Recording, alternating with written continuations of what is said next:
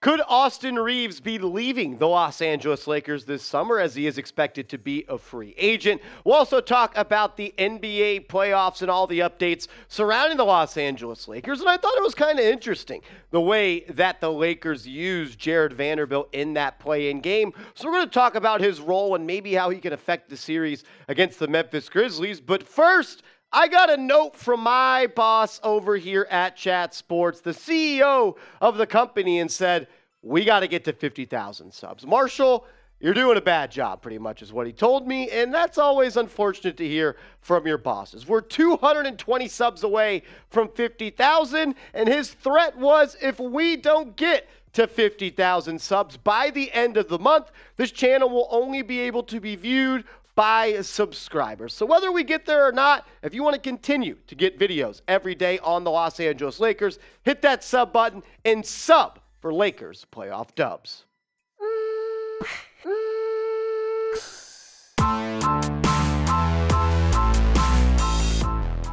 You are watching the Los Angeles Lakers Report by Chat Sports. I'm Marshall Green. Let's get it started right away with AR-15, Austin Reaves, and the latest surrounding him and the rumors that he may look to leave the Lakers in free agency. Do the Lakers have a price range on Austin Reaves that they won't go above? This is something that Charania of The Athletic talked about, and he said if it gets to that 60 to 70 $1 million range for Austin Reaves, that's a tough contract for the Lakers to match. He wants to give the Lakers every opportunity to try to get a deal done. And it's because he wants to be a Laker, and he's talked about that, but it's not just up to him. The Lakers have to give him a contract that he deems as something that's fair and something that's worthwhile for his services that he looks to continue to stay in LA. And the Lakers need to keep Austin Reaves. What he was able to do down the stretch of this season, especially with LeBron James out of the lineup, not only kept them afloat, not only continued to make them a playoff contender, but he showed that he's going to be one of the best young players in the NBA for quite some time. When you look at what he did over the course of the 2022 season and the 64 games he played, he was so good for the Lakers, and he got better game by game. He's playing his best basketball now of his career, and that's what you want out of a young player. You don't want him to hit that wall where they've played 64 games compared to 35, maybe 40 in the college ranks. No, Reaves got better. He averaged 13 points per game this year, just over 3 assists. Great efficiency. That's what you love to see from a scorer like Reaves. Even though he wasn't good to play in game, he was great during the regular season, almost 53% from the deck and nearly 40% from downtown. It might cost them a lot of money, but you're in the business of spending money. And you know who you spend money on? Good basketball players. And that's what Austin Reaves has proved to be in the association. I know he may cost you a little bit more than you like to pay. You may have to overpay to keep him a little bit because you may let him go as he is a restricted free agent. He might sign somewhere else to a really big deal. They're trying to overpay him so you can't match it. And then you might have to overpay. But don't make the same mistake, I'm talking to you, Rob Pelinka, that you made with Caruso. Caruso was the lifeline and the blood and the sweat and the tears and the grit and the grind of that Los Angeles Lakers team, and they just let Caruso walk out of the door, and they really haven't found that replacement yet. I wouldn't say Reaves is that Caruso replacement, but you still are looking for that versatile defender that makes all the hustle plays, whereas Reaves is really just a bucket getter and is a guy you could throw the ball to and say, go get a bucket. You can't let him go like you let Caruso go because you're still looking and looking for that replacement. $60 to $70 million. That's what Charania said. He thinks that Austin Reaves could get paid. So what is that? 5 years, $70 million? What's that? $18 million a year, something like that? I'm not good at math, so don't quote me. Would you do it? Would you pay Austin Reaves $70 million? Type Y for yes, type N for no. Let me know in the comments section.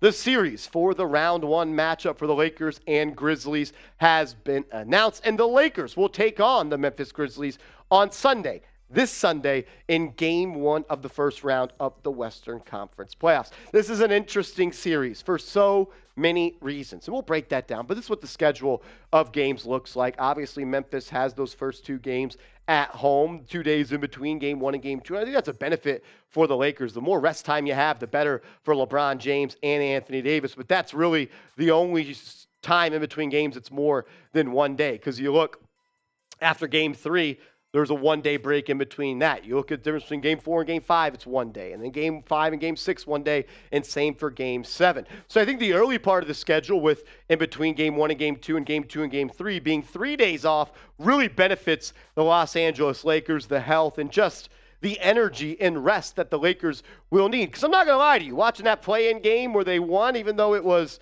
a beautiful play that they pretty much won the game on, even though Anthony Davis fouled on that three-pointer. The Lakers were gassed at the end of that. LeBron had his hands on his knees. Anthony Davis looked tired.